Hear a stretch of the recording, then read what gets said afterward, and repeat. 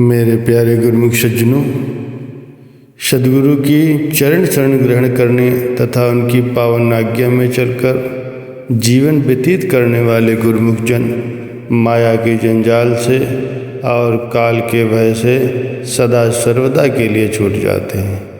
ऐसे सच्चे सेवकों को तीनों लोकों में कोई भय नहीं रहता, जैसा कि महापुरुषों ने अपने वचनों में फरमाया है।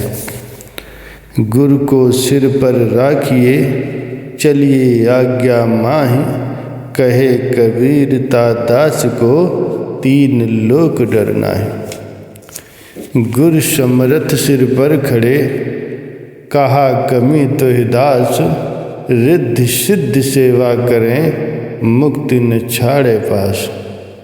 संपूर्ण विश्व में माया ने अपना जाल फैला के रखा है और जीवों को अपने जाल में फंसाने के लिए मनमोहक पदार्थों और भोगों का चोगा डाल रखा है।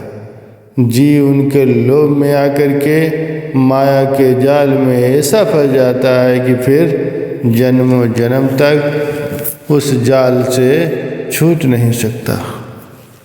महापुरुष श्री गुरु अर्जुन देव जी महाराज जी का फरमान है कि माया ने चार्दिक इस जीव को फांसने के लिए जाल बिछा के रखा है और उसमें माया ने पदार्थों और भोगों के रूप में चोगा भी डाल के रखा है। लोभ एवं तृष्णा के वशीभूत होकर जीव रूपी पक्षी उस जाल में फंस जाता है।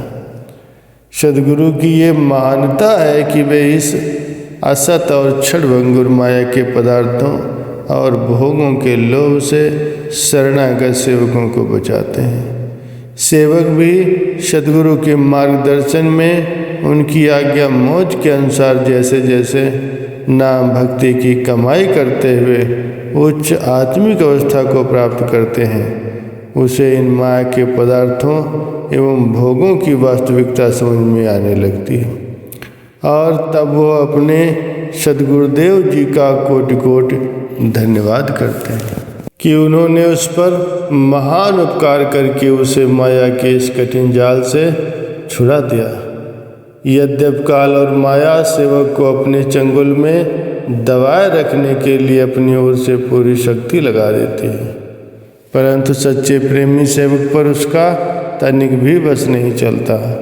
जैसा कि कथन है, ठगने को दो चले, माया काल कराल, साचे प्रेमी भक्त पर चले नहीं को चाल। एक अन्य बात भी यहाँ पर विचारणीय है कि जीव पार ब्रह्म परमात्मा का अंश है और उससे बिछुड़कर जन्म मरण के चक्कर में भटक रहा है। निर्गुण निराकार परमात्मा यद्यप कण कण में ओतप्रोत है और जीव के घट में ही विद्यमान है, परंतु फिर भी उसकी स्थिति बिना सद्गुरु की कृपा के नहीं होती। संसार में ये नियम है कि किसी भी क्षेत्र अथवा कार्य में सफलता प्राप्त करनी हो तो सबसे पहले उसके जानकार के शिष्यत्व में रहकर उस कार्य के विषय में संपूर्ण जानकारी प्राप्त करनी पड़ती है। यही नियम परमात्मा की प्राप्ति के कार्य में भी लागू होता है। सद्गुरु की शरण करण कर उनके मार्गदर्शन में चलकर ही जीव अपने आप इस लक्ष्य को प्राप्त कर सकता है, क्योंकि इस मार्ग के ज्ञाता केवल संत सद्गुरु ही है।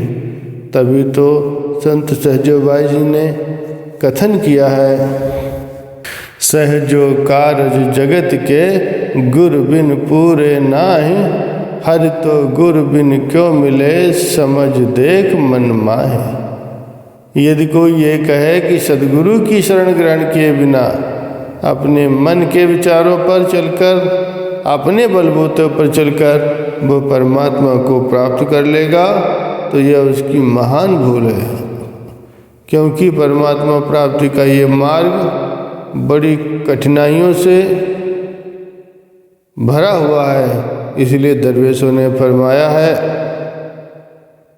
कि पूरे गुरु को परमात्मा प्राप्त के इस सफ़र में अपना मार्गदर्शन बनाओ और उनका दामन मजबूती से थाम लो। गुरु के दर्शन मात्र के बिना ये मार्ग तय करना कठिन है, क्योंकि ये कार्य आफतों, खतरों और भय आदि से भरा हुआ है। सद्गुरु जीव के कल्याण के लिए ही इस धरा पर अवतार धारण करते हैं और अपने पावन शरीर पर कष्ट सहकर भी वे सदा अपने इसी उद्देश्य की पूर्ति में लगे रहते हैं। जैसा कि काकभूषुंड जी ने गरुड़ के प्रति वचन किया है, पर उपकार वचन मन काया, संत सहज स्वभाव खगराया। हे पक्षीराज, मन वचन और शरीर से परोपकार करना ये संत महापुरुषों का सहज ही स्वभाव है।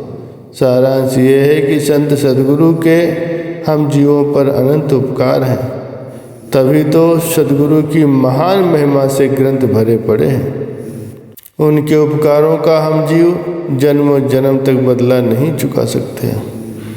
गुरु का बदला दिया न जाए, मन में उपजत है सच्चाई।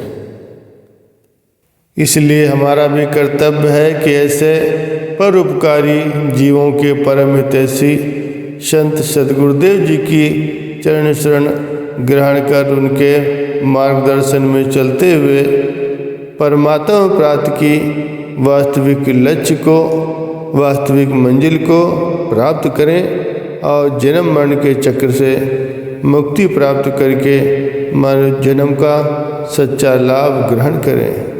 बोलो जयकारा बोल मेरे श्री गुरु महाराज की जय।